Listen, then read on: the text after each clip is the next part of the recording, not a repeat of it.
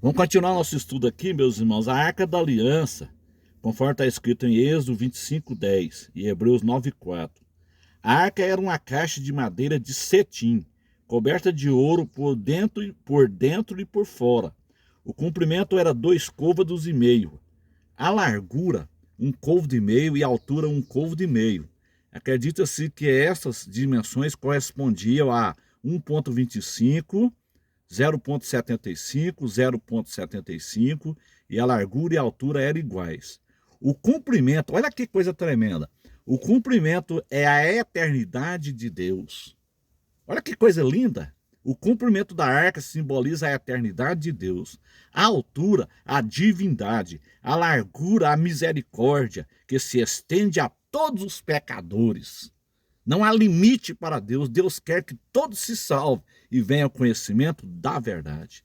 Em Efésios 3,18, vem as dimensões do amor de Deus. A altura atinge todas as raças e classes de pessoas. É da vontade de Deus que todos se salvem e venham ao conhecimento da verdade.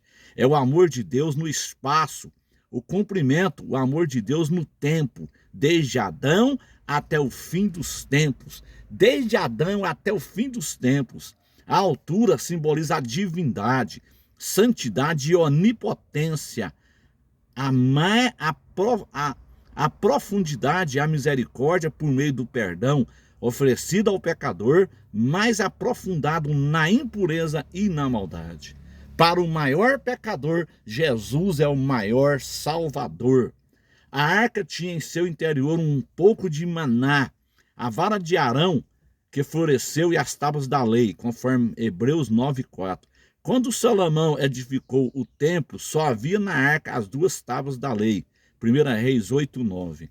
As tábuas de pedra representavam a justiça de Deus, o maná, o alimento dado por Deus no deserto, conforme Êxodo 16, 14 e 15. E lembra a suficiência de Deus, a vara que floresceu, conforme Números 17, 1, 10, sinal da soberania de Deus, que escolheu Arão e seus filhos para o sacerdócio. A arca ficava escondida aos olhos dos homens, o santo do santo, onde ela estava era separado do lugar santo por uma cortina grossa, chamada também de véu. Quando o sumo sacerdote ia lá, uma vez no ano, levava sangue para espargir a tampa da arca e o incensário, de modo que a fumaça a ocultava de sua vista. Com a morte de Jesus, nós fomos feitos sacerdotes e agora podemos ter acesso à presença de Deus, tendo, pois, irmãos, ousadia para entrar no santuário pelo sangue de Jesus, conforme Hebreus 10, versículo 19. Hoje nós temos acesso direto a Deus através de Jesus Cristo. A tampa da arca tinha o nome de propiciatório, conforme está escrito em Êxodo 25, 17 e 25. Era de ouro puro, estava em cima dela formando um conjunto, apresentando a forma de um só objeto, figura de Jesus Cristo em sua pessoa e sua obra. Os nomes da arca: Arca do Testemunho, Êxodo 25, 22. Arca do Concerto ou Arca da Aliança com Deus, Números 10, 33. Arca do Senhor Deus, 1 Reis 2, 26. Arca Sagrada ou Santa, 2 Crônica 35, 3. Arca de teu poder ou de tua força, Salmos 132, versículo 8. A história da arca, meus irmãos, feita no tempo de Moisés, era conduzida durante a viagem no deserto. Atravessou o Jordão, conforme Josué 3, 3, 17. Rodeou a cidade de Jericó em sua tomada. Isaías 6, 4, 9. Permaneceu em Siló cerca de 300 anos e foi tomada pelos filisteus e devolvida. 1 Samuel 4, 6. Esteve em Bet-Semes e em Kiriat-Jearim. Davi a trouxe para Jerusalém e colocou-a numa tenda preparada por ele, 2 Samuel 1,17. Depois Salomão colocou-a no templo, 1 Reis 8, 4, 9. Aí deve ter permanecido até o fim do reino de Judá, quando Israel foi para o cativeiro. O templo deixou de funcionar e nada mais a Bíblia diz sobre a arca. Tradições sobre a história da arca. Quando Nabucodonosor tomou Jerusalém, queimou a casa do Senhor, destruiu os vasos preciosos. Isso aqui aconteceu em 586 a.C., segundo Crônica 36, 19. Levou para a Babilônia muita coisa que pertencia ao templo. Entre essas coisas são mencionadas vasos de cobre, de bronze, bacias, pás, coleres e muitos objetos de ouro e de prata, conforme 2 Reis 25, 13 e 17. Na volta do cativeiro, o rei Ciro deu ordem para serem devolvidos aos israelitas aqueles vasos que eram de uso sagrado.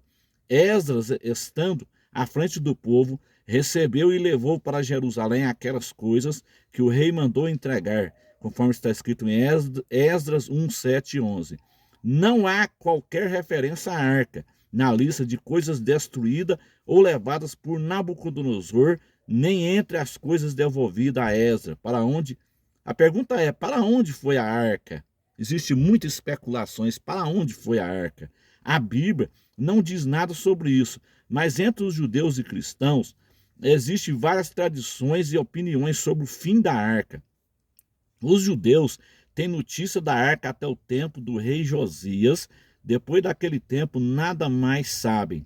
No Talmud, que é uma tradição judaica, a arca sagrada existiu até o tempo do rei Josias, que a escondeu em um dos departamentos do templo.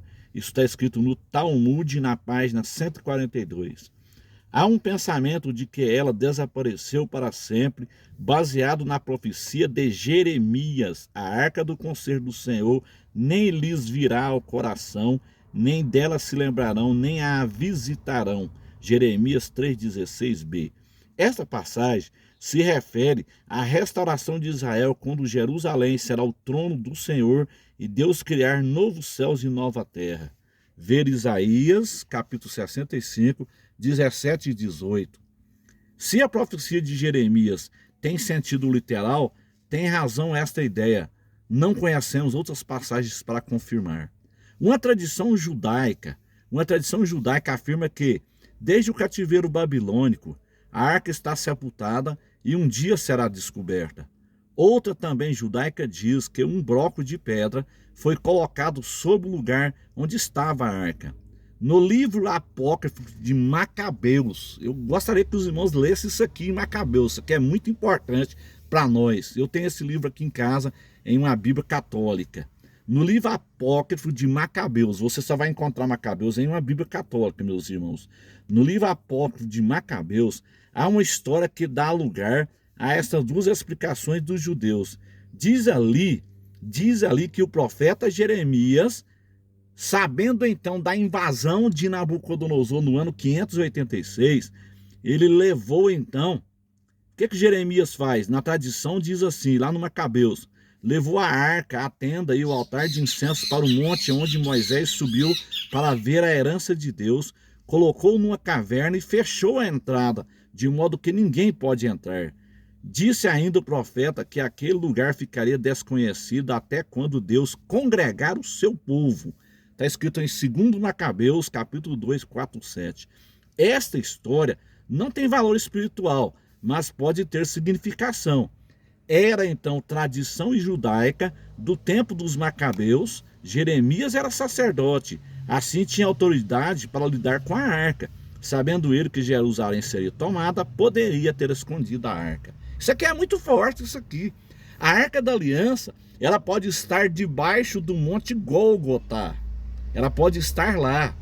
Segundo a tradição aqui de Macabeus aqui, Jeremias escondeu essa arca lá, e quando Nabucodonosor, as tropas de Nabucodonosor invadiu Jerusalém no ano 586, eles não encontraram a arca. E segundo alguma tradição, quando Jesus morreu ali no Monte das Oliveiras, lembram os irmãos que o sumo sacerdote, ele espargia o sangue na arca.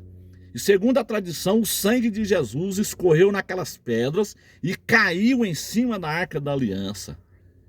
Você pesquisa aí no Google aí, Gruta de Jeremias. Isso é muito forte. Gruta de Jeremias. Pesquisa aí para vocês verem que coisa tremenda.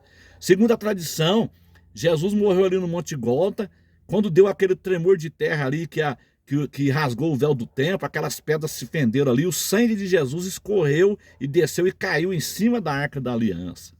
Cumprindo-se então aquilo que Jesus falou lá no Novo Testamento, tudo o que estava escrito de mim na lei, nos profetas e no Salmo, tudo que estava de mim se cumpriu. Então, meus amados irmãos, na próxima mensagem nós vamos falar sobre o altar do incenso. Amém?